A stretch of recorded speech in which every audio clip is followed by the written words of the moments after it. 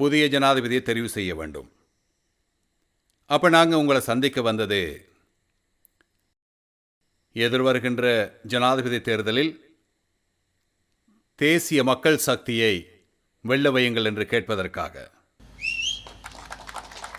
எனக்கு தெரியும், இங்கு முஸ்லிம் காங்கிரசுடன் தொடர்பட்டு வேலை செய்த பல மக்கள் இங்கே இருக்கிறாங்க.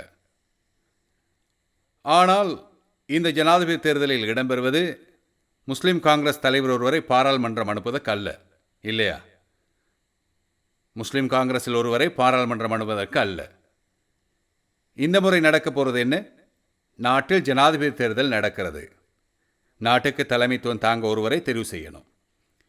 அதனால் நாங்கள் உங்களிடம் கேட்கிறோம், பொது தேர்தல் வந்ததும் உங்களுடைய தலைவர் ஒருவரை தெரிவு செய்ய வேண்டும் என நினைத்தால் நீங்கள் வாக்களியுங்கள். ஆனால் ஜனாதிபதி தேர்தலில் தேசிய மக்கள் சக்தியை வெல்ல வைப்பதற்காக ஒன்று சேருமாறு நாம் அழைப்பு விடுக்கின்றோம். நாட்டை வெல்ல வைக்கும் தேர்தலுக்கு நாம் தயார்.